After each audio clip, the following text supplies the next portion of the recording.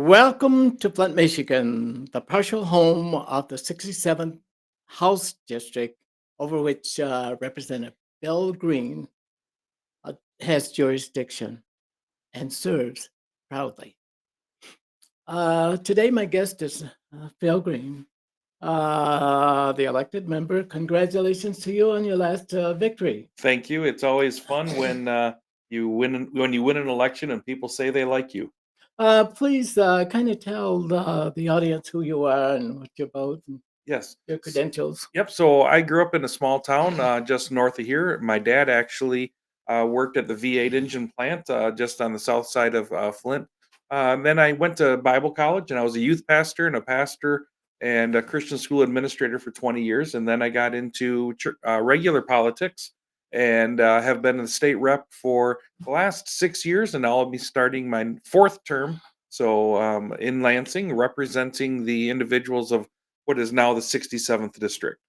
The last time you were here, and welcome back, and our audience should now begin to be at ease with you, the Republican, Yeah, who interesting, has huh? jurisdiction over their district, partial jurisdiction. Now, I asked you this question last time that you were here. How do you find sensitivity and compassion when you are required to serve the people within your jurisdiction? When there are other people whose interests fall through the cracks. How do Yeah, you so I think that's a very interesting component. And I mentioned earlier that I had served as a pastor for 20 years. And so reading and understanding and listening to people has been really the focus of my life, whether it's through counseling or whatever. So the empathy of realizing where people are at, where people are coming from, and making a personal connection has really been the focus of my life for the last 25 years, 30 years. And so um, realizing that individuals are different, giving them the grace to be different, not expecting everybody to be think exactly like me or to be exactly like me, and then allowing myself to learn from them and their experiences is a very key component of building that relationship. Well, I wanna tell you a little bit about my perspective of being a Republican. I've been a Republican all of my life, and, and I never forsake, that oath that I make to Republicans.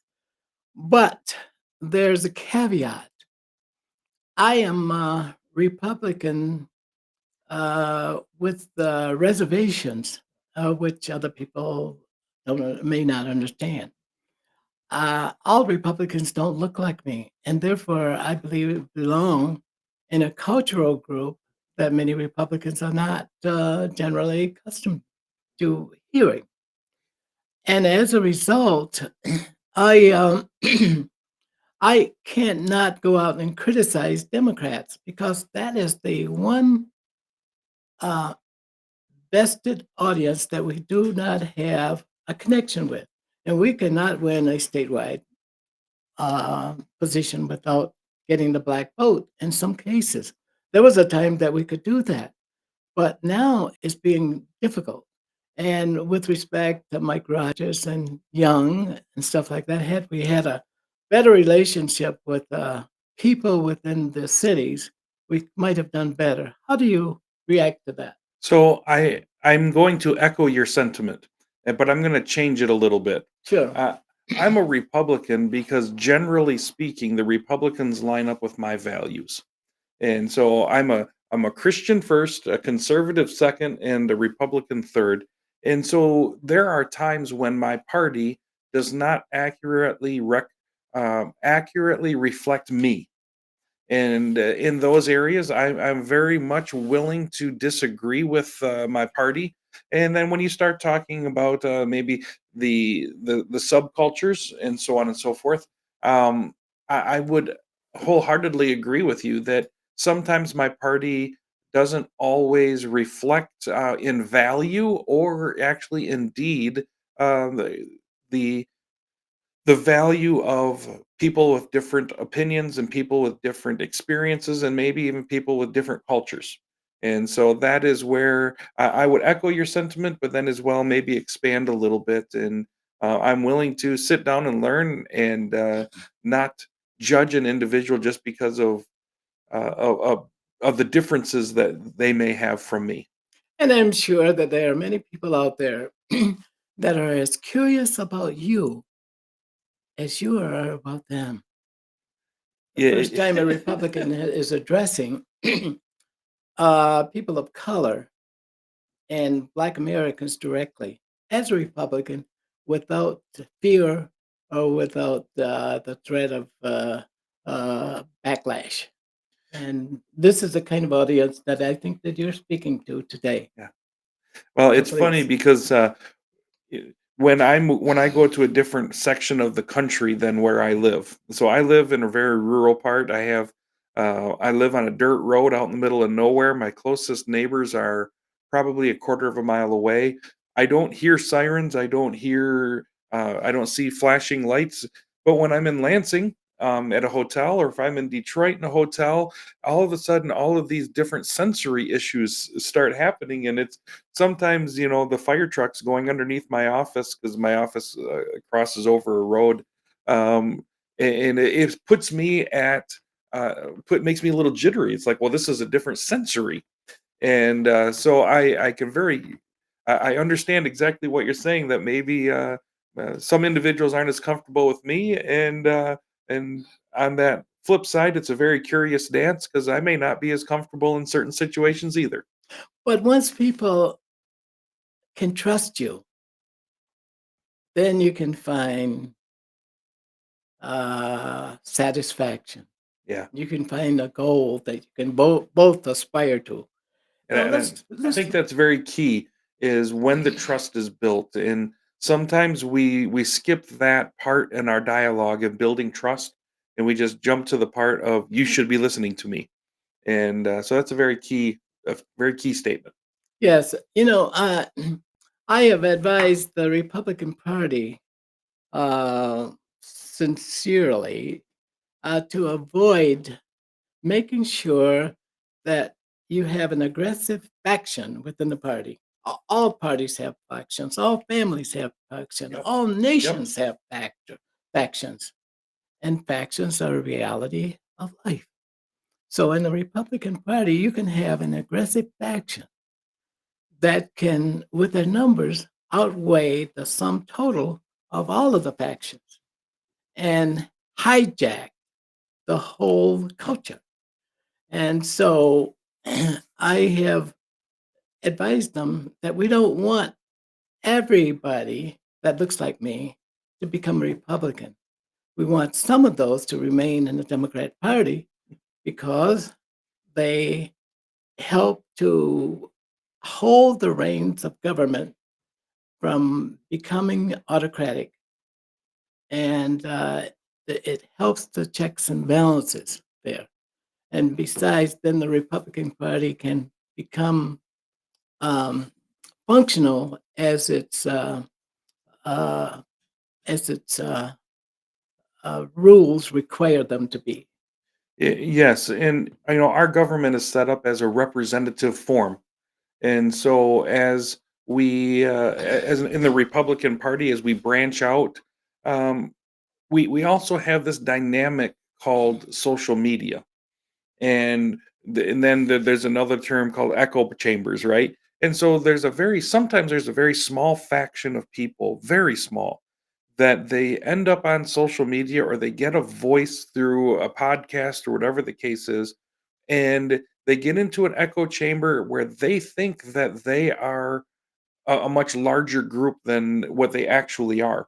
And so that's another component of the cultural issues that we have, is maybe it's 10 or 15 people, but they figured out how to use the internet, and now they are becoming the face of the organization. So I would agree. And in the Republican Party, my take is I don't think we should want people to be in the Democrat Party. I think we should want everybody to be part of the Republican Party because it matches my values most closely. But I also understand that um, the diversity of political thought is also very good to ensure that we get correct policies. Yes, and my thing is, we have to hold the reins of government.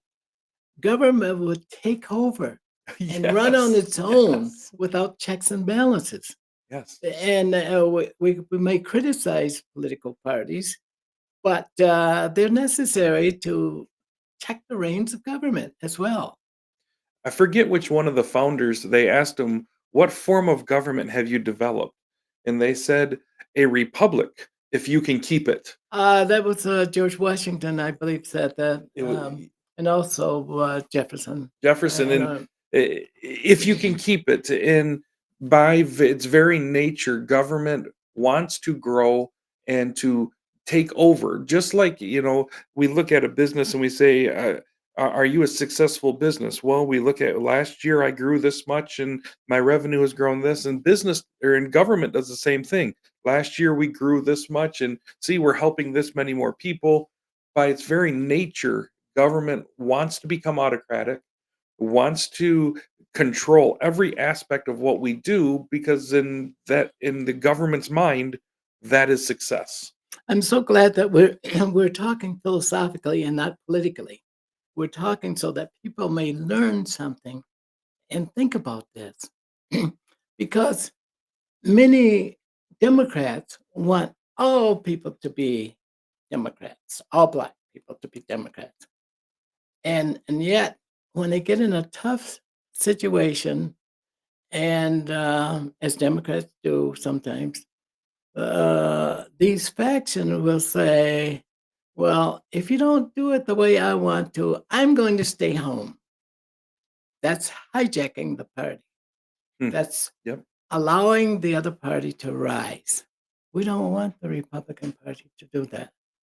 We want to always the Republican Party to be stand on its values and its mores and its beliefs. Correct. Standing on a firm foundation of beliefs and principles, rather than just jumping to see what the weather is and uh, what the popular thoughts are, and then jumping to that just so you can win an election, does not breed any type of stability in our country.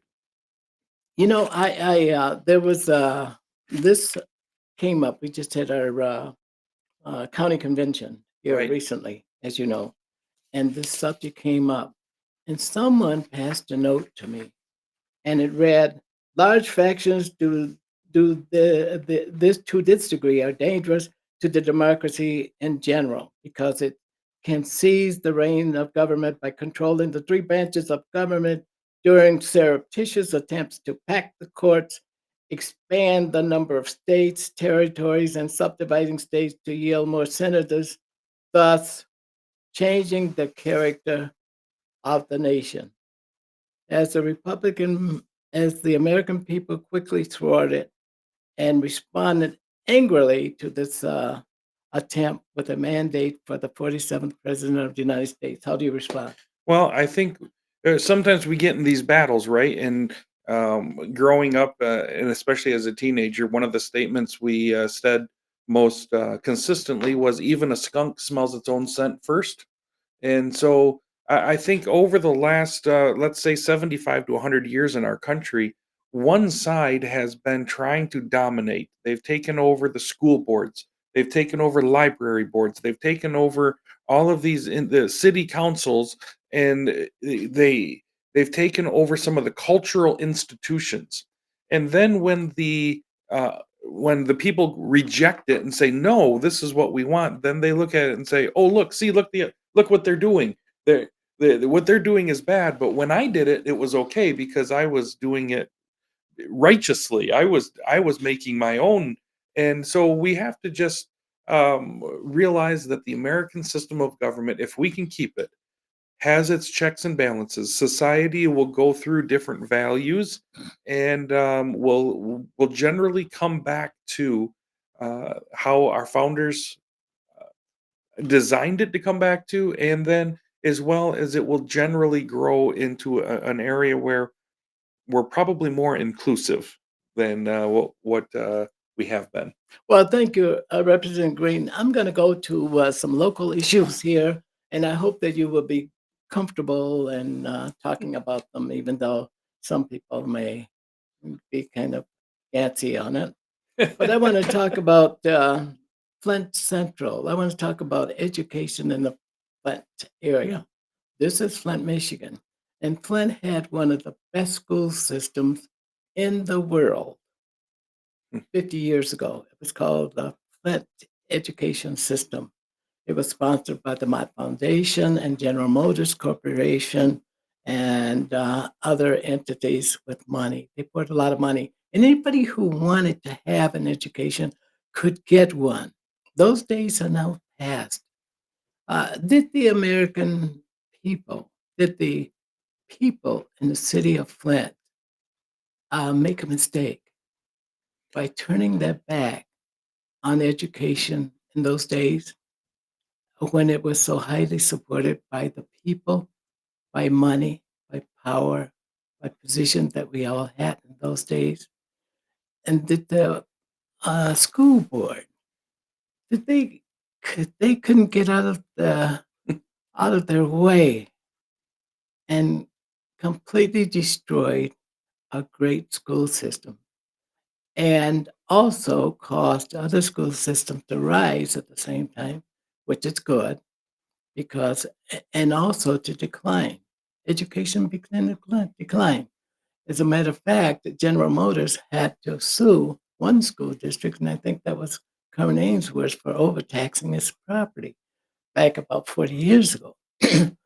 But to see uh, a school system die, I think Flint schools may have had as many as 40,000 kids at one time, but now it's down to about 3,000, Wow. maybe less than that. And these kids have moved out of the district, and some parents now have moved their kids out of Flint schools. And Flint schools is only a rudiment of what it was years ago. We're talking about Flint, Michigan. We would like to see Flint, Michigan rise like the Phoenix with new ideas and with this kind of your intrusion into Flint, Michigan, and being able to speak freely about the issues that it face and talk about may help to us to find our niche in the future. So, did the school board? My question is: did we make a mistake in public policy by turning our backs on schools?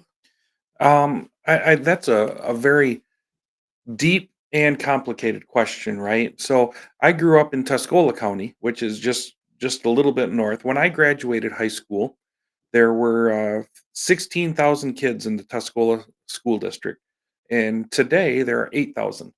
And so what we are seeing is a decline in the next generation, not only in Flint, in Genesee County, but also in some of our outlying areas. The other interesting thing you brought up is maybe a connection between economics and population and education. I was at the Sloan Museum, and they have an article about what you talked about, that the city overtaxed General Motors, and then once it was like $10 million in the 1980s. That's a lot of stinking money, a lot of money now. And then shortly thereafter, the GM started pulling out of Flint, and so there has to be a partnership between our economic drivers that they're producing, they're building, they're producing jobs, and good jobs for families to come and raise a family in, and then have a good school system. And when those businesses leave and then those families leave, all of a sudden we're left with a remnant of what we had. And I think the third component, so we've talked economics, we've sort of talked a little bit of politics, and now the third component of it is that school board. And the school boards are each individually elected, and sometimes we start seeing a cash cow and we want to start milking it. And so the question is, did we miss the boat? I think in Michigan from the mid 1980s up until even currently, Um, we're missing the boat economically, we're missing the boat politically, and then educationally that follows as we used to have one of the most robust educational attainment. So even 6 years ago, when I went into the legislature, our state was 26th in the nation with education, which, okay, we're middle of the road. 6 years later, we are now 42nd. And so we have changed from educational attainment of reading, writing, arithmetic, science. And sometimes our school districts are interjecting a whole bunch of societal issues, and we are losing that foundation of educational attainment. And thus, we are losing our job creators that are producing good jobs for us, that produce higher income taxes and property taxes that give our schools the opportunity to have more dollars to spend on education. It's sort of it's a big circle, and in the last 20 to 30 years, we have really messed that circle up, and it looks like a I don't know, an oval or a square at this point instead of a circle. Our school districts are the way to the future. They will pay our retirement funds. They will take care of us as we age, and they will take care of us in tough times when we are unable to take care of ourselves. We need to restore dominance to school districts. We need to make sure the school districts are engaged in teaching, not babysitting and cultivating kids who have other kind of problems that's beyond the grasp of the school district. I agree with you. Now, General Motors introduced its employees to the middle class way back in 1937. Right. Um, and that included women, people of color, and Black Americans that look like me. I was a benefactor from that. And and I had the same wages as whites had if I worked for the union. Mhm. So I could do the same thing. But there are institutions who are required to keep the American people abreast of how we are growing in this country. But it was not until 80 years afterward that Black Americans knew that they belonged to the middle class because the Department of Labor didn't say anything. Universities and colleges who had this information said nothing. The press said nothing. And just think of where Black Americans could have been had they known that earlier. They could have accomplished so much more. So there's no, and we have the capacity today where Black Americans coming out of the 80s, where they are part of the middle class, they knew it, they don't see themselves as poor.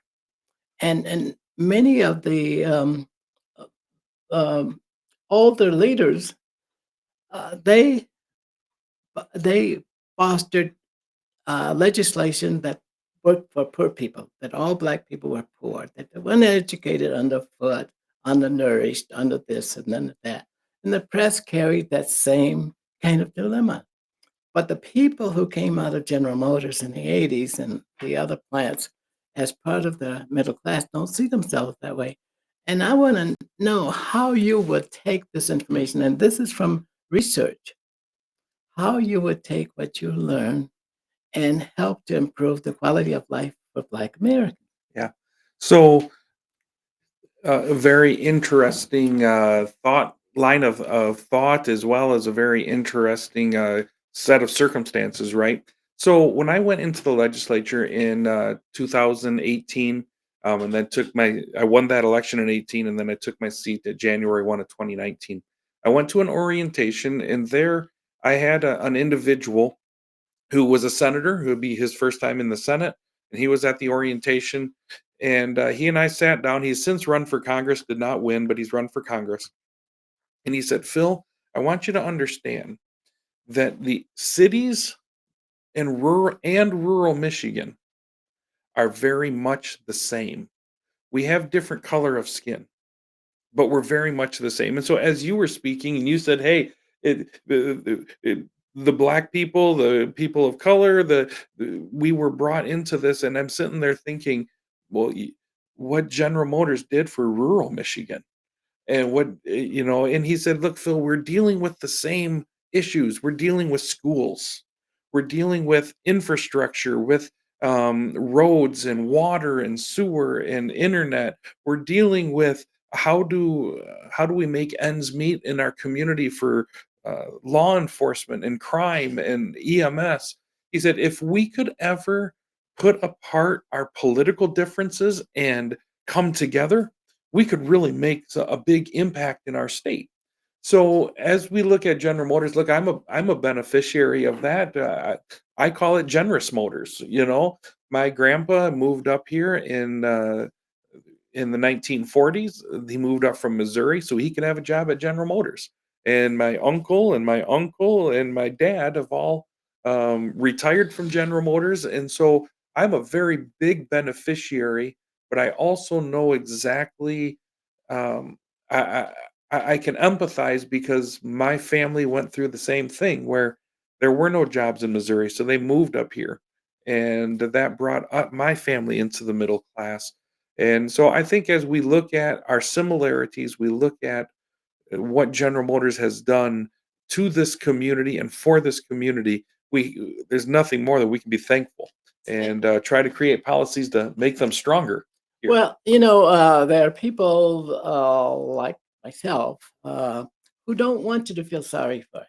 But we want only we have purity, and we love our kids and stuff like that. Many people think that, well, if you live in Flint, Michigan, you don't love your kids, and your kids are suffering badly and they're beat up all the time. But that's not true. The people who came out of General Motors, who over the years became part of the middle class now, they see themselves totally different.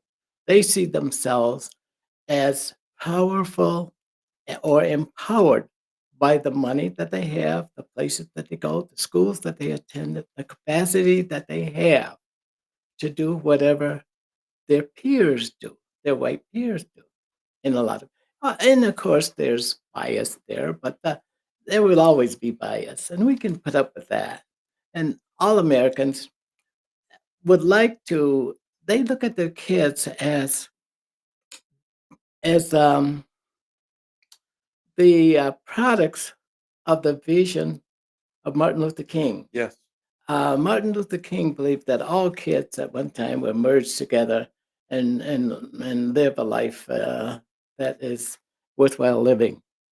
And and since slavery, since 1863 or 1864, when slavery was banished and the jurisdiction under which Lincoln Right. saw. Um, they have always desired to go to school with white kids, Yep. with white kids who they believe appear to be privileged and appear to be well off and appear to live well and aspire to whatever their wishes are. And this is what black kids want. And yet, when you stop and look at some of the definitions for um, how we define DEI and stuff like that, and they don't know what it is. They've Right. never worked on it. That's what bothers some Black Americans. But it's not something that's devastating. As long as they just want their kids to be treated with respect and dignity and aspire to the goals that they are looking for. That's what most Americans, most I, I would say that is a very good summarization, and I think we all aspire, and sometimes we look at somebody else, and I believe it's First or Second Corinthians that says, "And we comparing ourselves amongst ourselves are not wise." And we all look around and we say they have it so much better, when in reality, I sometimes I wonder if maybe we're just the same, where we view others as having it, and then as uncomfortable, we're talking cultural wars, right? sure. As uncomfortable as it is for maybe black people to come into a white section, understand it's that uncomfortable for white people to come Yeah. into a black section, and I think the majority of us recognize the uncomfortable nature of our humanness, and we we, we see what somebody else has, and we think that that's what we should have, and when in reality, each cultural is beautiful in and of itself. And when we can create political policies that benefit everybody rather than stomping one side down on or the other, we create a culture. I mentioned it last time I was on. I just want my kids to be normal human beings. They treat the neighbors with respect, whether they're rich or they're poor. They treat the person that they run into at the gas station with respect, whether they are male or female or black or white or brown or whatever color.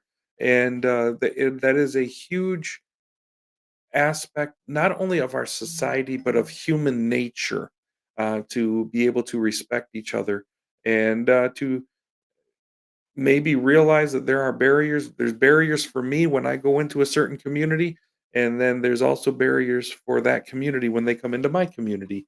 Yeah, I don't think we're getting better. We're much better than no matter what people are saying, we're a better nation than we were 20 years ago. Absolutely. We're a better nation than we were 50 years ago. We're growing, and the Constitution serves us all. Without it, people of color would not have a chance in this country. It's a great institution. The people who framed it did well, and they created a vision so that a person who looked like me had a chance in the future of a more perfect union. Man, where we've come in the last 100 years, or 150 years since slavery was abolished in America. And I say abolished in America because there's other parts of the world that slavery is still very robust. But where America has come at in the last 150 years, of course, I only know about the last 47, but there was 100 years before I discovered America, Yeah. and what I've learned in the history books, it's a great nation. Well, I'd like to transition to another phase of our conversations. I'm going to talk about relative policies that which we face and what is speculated by the president. He's going to downsize government in Washington, and many of those institutions will come back to states, and Yeah. states will have a flurry of money, dollars, federal dollars coming into states, and they will assume some responsibilities from um, cabinet posts that are dismantled, and they will flow back to the states and make the states more powerful and more accommodating to its populace, and so on and so forth. My question to you: uh, d- when you dismantle part of the executive part of government, like for example, consider education, Yep. um, does that make the president more powerful, or does it weaken him? Or do we have to wait and sit around and see? Well, I think philosophically, you look at the dismantling of the bureaucracy. All of the bureaucracy works for the president or the governor. So when he says, "Look, I don't think the federal government should have any role in the in education," and we go back to the 10th Amendment. The 10th Amendment says that whatever is not given to the federal government in the Constitution It's reserved. is reserved for the states. And so we have a very huge intrusion into our states and into our local communities by the federal government through the bureaucracy. So what happens across the board, whether it's in healthcare or in criminal justice, the federal government says, "Hey, look, we have all of this money. We'll give you all of this money, and it will solve your problems of recruiting police officers or recruiting teachers. It will give you all this money, but you have to do what we tell you to do." And so that money becomes a crutch for our community. We become dependent on the federal government.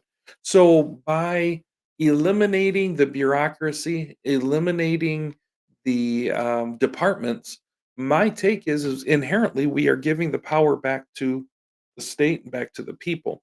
We can also talk about financially, right? Mhm. So whatever money is saved by eliminating the Department of Education, that's our tax dollars. That's the money that you and I pay into taxes. And now all of a sudden we get to keep more of that.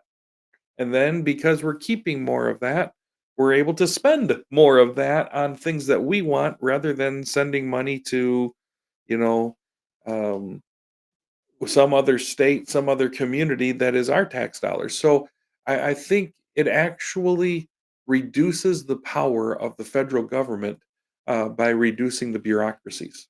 Well, let me ask you this question. That prompts another question, and I'm glad you're talking about it because that's what a discussion should do. Yeah. It should illuminate something. Uh, if everything goes back to the states, what happens to the rights of the individual? Now, doesn't the federal government guarantee rights of the individual? States don't have to. They set their own policies and practices. What will happen to people who are part of a faction whose interest drops through the cracks? Well, again, we go back to that Constitution, right? Yes. And all men are created equal with certain inalienable rights. Among those are life, liberty, and the pursuit Mhm. of happiness. And so we have these different documents. Federal, the Constitution overrides the Senate or overrides the state. Yes. But there are certain aspects of the federal government that they have no right in. So the federal government is supposed to regulate interstate commerce. So if I build something in Michigan and sell it in Indiana, the federal government takes care of crossing the border. In the 1700s, when our country was established, remember the states were established and then the states created the federal government. It wasn't that the federal government was there and then we created the states. And so the whole design was that we were going to be a different country, a different nation than all the rest that were kings and whatever that country called their supreme leader. We were going to be controlled by the people, which is controlled by the state. And over the last 100 years, we've really seen a maybe a dominance of the federal government where they have spread their wings. And in the last uh, probably the last 15 years, 10, 15 years, we've heard a lot of talk about, hey, look, the federal government is out of control. So the federal government controls interstate commerce, it controls our national defense, it controls some of these other things, but then it establishes and through the Bill of Rights the freedom of the press, the freedom of religion, the right that the government can't come in and just the anti-quartering act, the some of the other the right to a speedy and fair trial by your peers. So there are certain things that our Constitution does establish that the federal government has the right to do. Yes, and what you're saying is the state cannot abrogate. I mean, the federal government cannot abrogate those functions or rights Right. or whatever So that so it the has. the Constitution has established who can vote. Mhm. Women can vote and or race, the federal government has established the anti-discrimination laws. And that stuff cannot be overturned because that's part of our Constitution. Well, thank you. You know what? You are teaching a lesson class for what you should be getting paid for in a college or a K through 12 school district. And the public is really benefiting from that. You helping to teach the public things that they may have forgotten or they didn't know about government. And And how it in order applies to to our have lives. a really good government of the future, you got to be somewhat educated, like the founding fathers said. Uh, a democracy requires a somewhat educated public. We don't all have to be PhDs, Correct. but I appreciate what you just talked about because that's what they talked about in Federalist 10.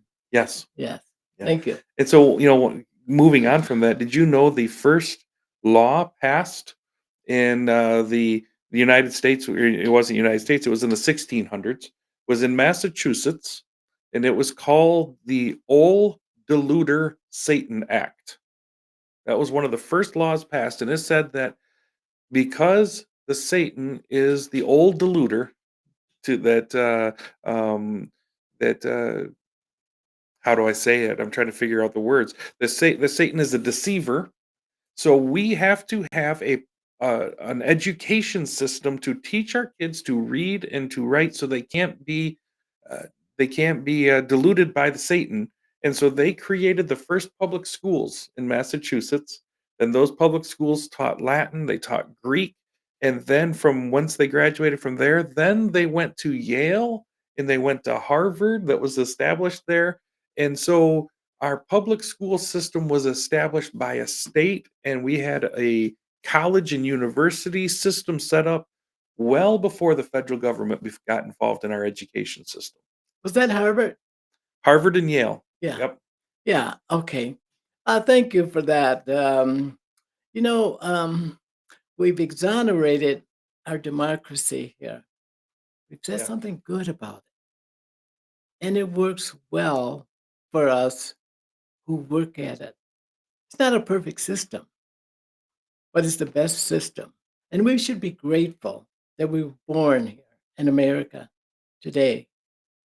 I'm going to talk about we have moved from a system that was established in 1787 of all men who were rich, who were white, who were all of one religion, and um, all of one religion, right?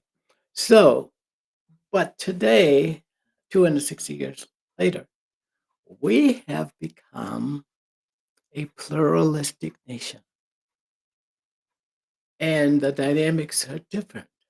And we have to learn how to cultivate the right kind of postures so that we work to ingratiate this new nation that we've evolved in. And people in the old days envisioned that we would become somewhat like this. You know how they know that? Because it was a growing nation. And but they had no idea that it would grow like it is with diverse people. But nevertheless, they made provisions for that diversity. How do you respond to that? Yeah, We're that's a diverse nation. yeah, we were we're much more pluralistic and diverse than what we started. And I'm going to come back just a little bit. Remember that we had the southern states that were trying to be settled by Spain, the middle Yeah. states being Yeah. settled by England, the northern states being settled by France, The and Western states by Russia, Russia, and Mexico. and so You from the name very beginning we were it. pretty diverse, and Yeah. then you even look at We're lucky to exist.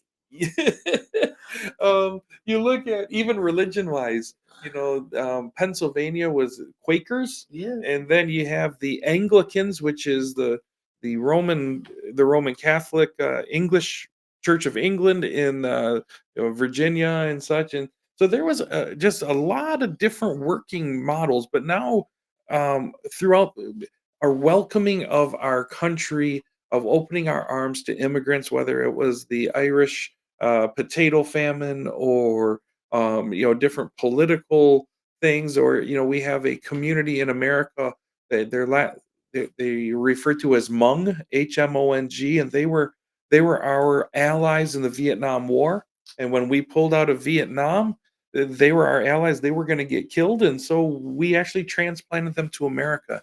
So diversity and pluralistic society in regards to just the different cultures has really been just a beautiful thing. And you look at just north of here, there's this village called Frankenmuth, and they were German. And then you have up in the thumb, you have the Polish. And that, and so you have all of these different communities that are now just homogenous. They're one and the same. You want some good Puchkis, you go to Bay City. But if you want some good sauerkraut, you go to Frankenmuth. And we've all just really assimilated not only our language but also our food and sometimes our family styles all into one big homogenous deal. And I expect that to continue as more and more people come to America for different reasons and different purposes, and then that inversely or conversely affects the makeup of our government, because when they come in and they're citizens, they get the right to vote, and they say, "Hey, look, I want somebody who thinks like me or who believes like me," and our government morphs and changes based upon the people that we serve. Socrates was the father of philosophy, and he had a list of all of the governments, and he had evaluated them. He and um, so- Plato, Okay. yeah. And do you know where they had democracy? It was the worst kind of government possible because it would molt into fascism. Yes. And now we don't see that. And these people have thought about this for thousands and thousands of years, so they knew what they were talking about. And they passed it on generation after generation. They massaged it, they tried to employ it wherever possible. And then in 1787, the people had read everything there was to know about religions and about governments around the world. And with this vast nation, from the Atlantic to the Pacific, Great Lakes to the Gulf, they saw that a democracy of a different kind could be born and thrive. And so this kind of government was created, and it has lasted 260 years. And that form of government is a democratic republic. Yes, a republic. In a true democracy, You couldn't everybody votes on their for them on every topic. I am Whereas in our system of government, a democratic republic, we vote for people, and then those people are our voice in the government to make those decisions. So we've had a lot of, over the last couple of years, people um, vote to keep democracy. We don't have a democracy. We have a Yeah, democratic republic. we have a democratic republic, and it works well, but it has its own caveats. Uh, Um, I have friends across the world. Sister lives in South Africa, friends in Ukraine, friends in Russia, friends in Ireland, friends in China. And I would say this: there is no other country I would rather live in under this type of government than America. I don't think that anybody in the United States of America would disagree with that. Not seriously. Not seriously, Not yeah, seriously. They may talk, but there are people waiting at the border to to come in, replace you. yeah, They want to send you where they are, yeah, and so that you can know how good you had it in the yeah, United States of America. yeah. There's no place like it. Wonderful. It's not Now, perfect, but it's wonderful. okay, I'm going to run quickly to another subject. Should the American people continue to support um, uh, the right to work laws?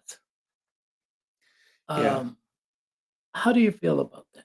Yeah, so my goal and my job is to realize and to understand that just like in the 1980s, people got a job and they were able to improve their life because of their job, because of their income. And so my take is I don't want any barriers whatsoever to somebody advancing themselves and getting a job. And so having that, in my opinion, having the right to work and say, look, I'm going to make my choice whether I want to be part of the union or not. I'm not discounting the unions. I mean, remember I told you my grandpa, my dad, my two uncles, my wife was a member of a union. I'm not discounting unions, but I'm also saying that allowing an individual to get a job should not be dependent upon whether they pay dues to somebody else to have that job. And sometimes we've limited people's access to jobs simply because of uh, their enrollment in a union. So I want as many people to have a job as possible and for others not to exclude them simply because you're not part of our group. And over the years, it seems that the unions have sort of morphed into that. They've become protectionistic rather than open and welcoming to anybody. In the old days, they did a good job. There was a Th need for they them. there was a need for them. They did a lot of things that were dangerous. They helped to bring in wages and purity. They helped to bring in safety, which, many people got killed and got their arms sliced off by people pushing them beyond their limits to Yeah. do certain things. Now, they have become people that only, uh, care about the people within their group. And raising wages beyond the capacity of people around you to even survive. Yeah. Yeah, like for example, Fain of the UAW asking for a 40% raise over 4.5 year contract. You know where that's going to put most of the people who don't belong to unions? Poor people. We'll have two classes of people, poor and rich. But we have a middle class and we need to protect it. And I think there's something else that it does. Let's say it this way: it raises the price of a car, right? Yes. So then some people can't afford a car anymore. But now the other thing that it does is we create this class warfare where we look at General Motors, we look at Ford, and we say, look how rich they are. They should be paying us more. But reality is, in their budget, they say we're going to have this much for um, for labor. And so as we have increased or as they have fought to increase the price of labor, the amount per hour, what is happening is people are getting laid off. So yes, some people got a raise, other people got completely laid off and they're out of a job.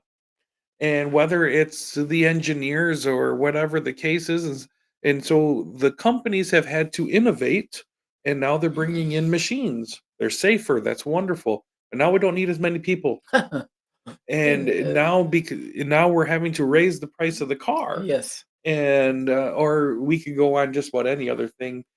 There is a need. My frustration is not with the individuals who are part of a union. My family are one.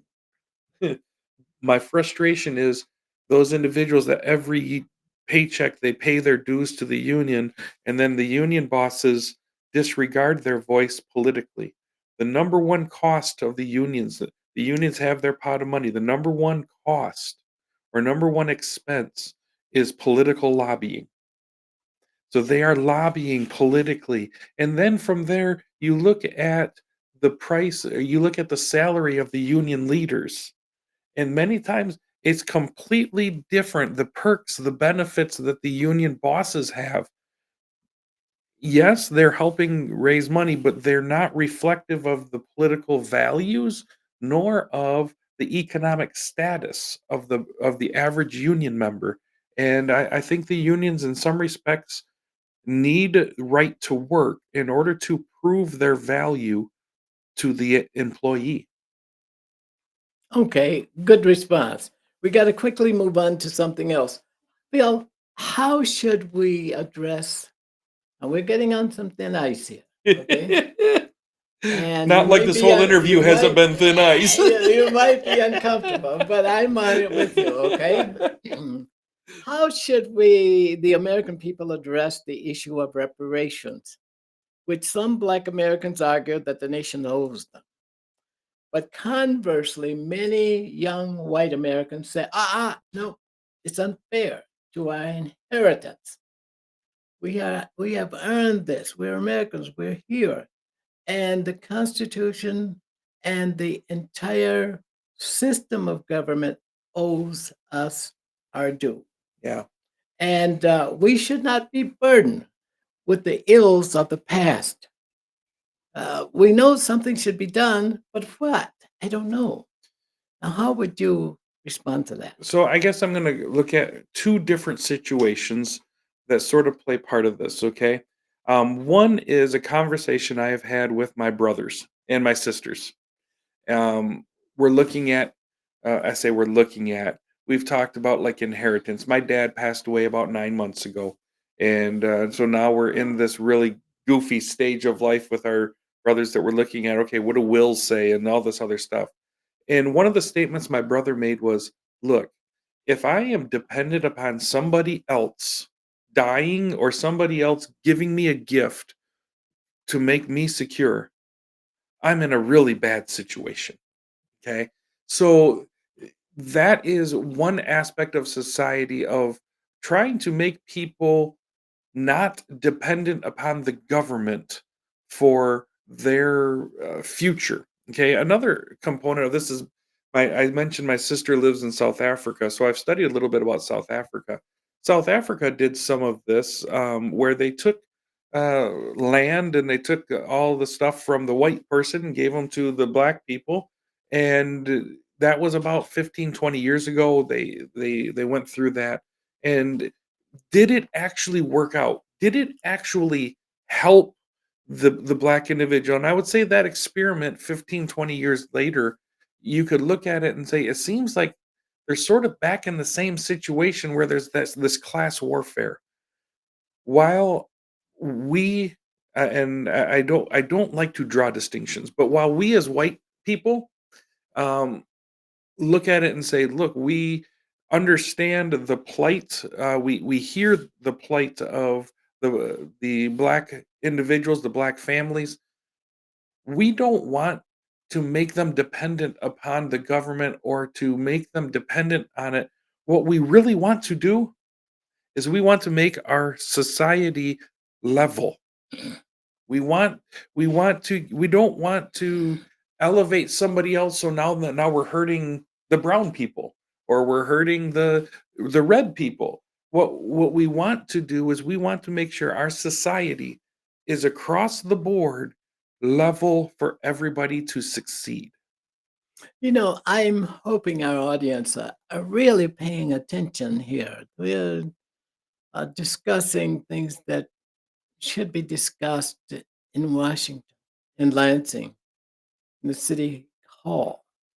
These are issues that face us, but we don't have the courage to to to to address them, and yet they need to be addressed so that our nation will settle down and become the nation that it is intended to become, the greatest nation ever created. And here I'm gonna keep going here because there's some things I want to ask. Now, have you noticed that President Trump has changed his demeanor? Now, remember, President Trump was a guy who never smiled. Do you see that smile that he has now? I saw one yesterday, and he's standing with Brian Donalds. He has a really nice smile. He looks very youthful, almost as youthful as Brian Donalds does. Um, but have you noticed his change to allay people's fears? The people Yeah. think, oh, this guy's going to be a dictator. She's going to rough us up, and he's going to kill us, and all of that stuff. But he looks quite at ease. So I'll give you another story, right? One of my dear friends is a former Secret Service agent, and he was a Secret Service agent under George W. Bush, Secret Service agent under Obama, Secret Service under Trump, and retired right before Trump went out of office the first time. And he said this because he knows them, and there was actually an article in a newspaper online, and it talked about the kids fighting over which Secret Service agent they got, and they were like, "No, no, no, I want so and so," and it was like, I know that name, but so I called him up and I said, "Look, what?" We've had some long conversations, and he said this. He said, "I've served under several presidents, and under some of the presidents were very outgoing and smiling and happy to the camera, and as soon as the camera went off, Yeah. they flipped the switch and they became very rude people." Dr. Jekyll. And he says it's the exact opposite with Trump.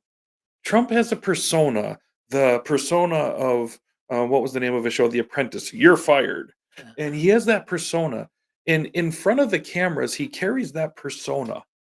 He says, but as soon as those cameras turn off, he is the kindest, nicest. He'll walk up to you and say, "Hey, Bob, how are you? How are you? How are your kids?" And he is, my friend said, he is one of the most genuine people he has ever met. And I think sometimes that persona gets switched around. But yes, I have noticed that, it's time to get to work. I understand that for him, but I'm hoping that he is allowing himself to be who he is in front of the camera when the camera's on and when the camera's off, and not having to sort of portray a mean, rough, gruff leader. He can be that kind person in front of the camera and behind the camera. Yeah, I agree. Now, as the election is over, and we were talking about tough issues like reparations, in schools, the transfer of authority to states, stuff like that. But the issue is, should the Republican Party and the Democrat Party put aside their grievances? You can't solve reparations if you are at war with each other. You can't. You sometimes get on the wrong side of the issue, and you're never on the right side of the issue. But if the country could unify a little bit and demonstrate that they are for the people and providing the services that the people need to live a good life. And do you think that maybe it's time for a ceasefire? I think there's always a time for a ceasefire. We have to figure out how to treat each other with respect, and I've seen that ebb and flow in Lansing a little bit during the COVID years. So pre-COVID, we would get together with people of the opposite party, and we would be at receptions. We'd maybe go out to dinner together, and we would get along. And then COVID hit, and it just blew everything right up. Just blew it all up. And over the last probably couple 2 years, I would say, we're starting to see more of, okay, we can respect each other as human beings. Once we have that respect as human beings, then we can talk about the difficult things. And then we can begin to work on the difficult things. And the key is, in every level of a relationship, whether it's husband, wife, the kids, whatever the case is, let's deal with a problem. Let's not deal with a personality. So you get into the middle of a heated discussion, and all of a sudden you're looking at your spouse, your wife, and you say, "Well, you always," and all of a sudden you were dealing with a budget issue, and now all of a sudden that's been flipped, and now we're attacking a person. Learning how to communicate effectively with each other, it's always a great time for a ceasefire.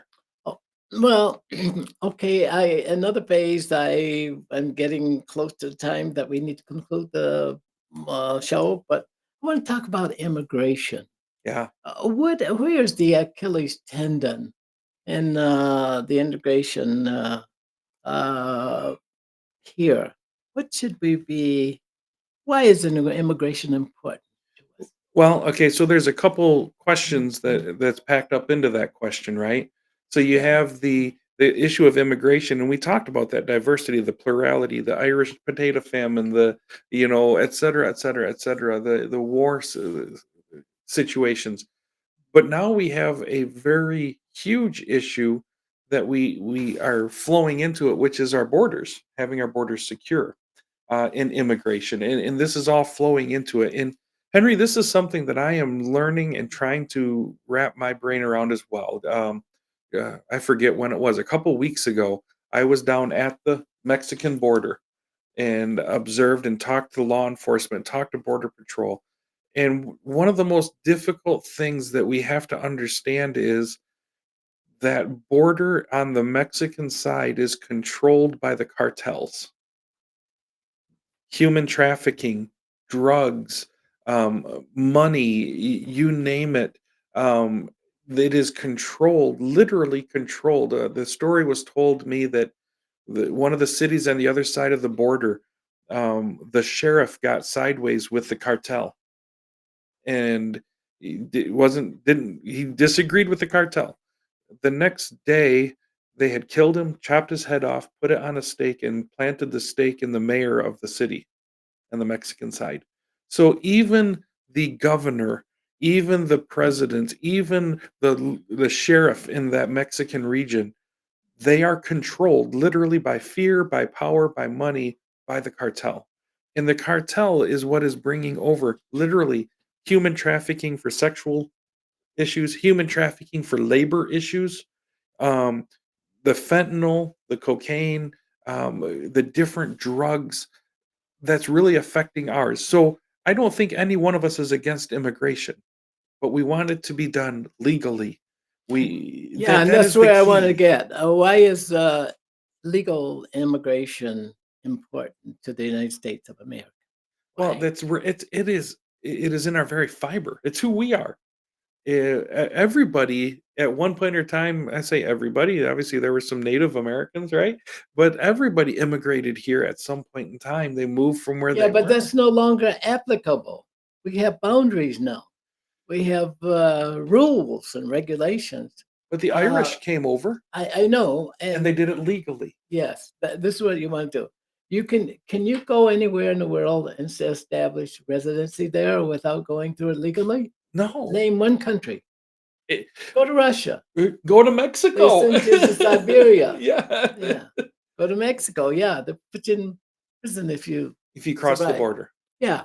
So, but this country does need immigration badly. It needs people who come in, play by the rules, and become acclimated and transformed into the American culture.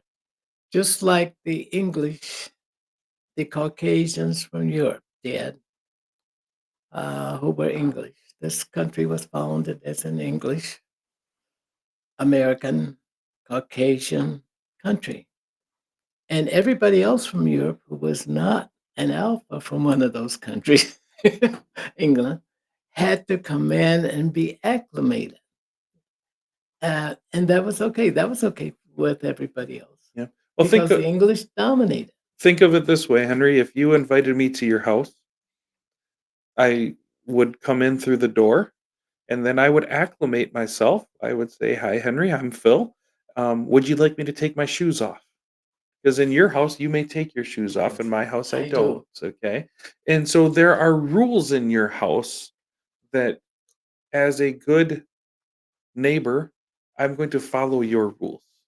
And if I don't follow your rules, then you have the right to tell me to go home Yes. and I'm not going to invite you back. Yeah. And if I came back and decided that Henry has locked the door on me, but I want to go in there and I'm going to break his window and go in there, Henry has the right to defend his property.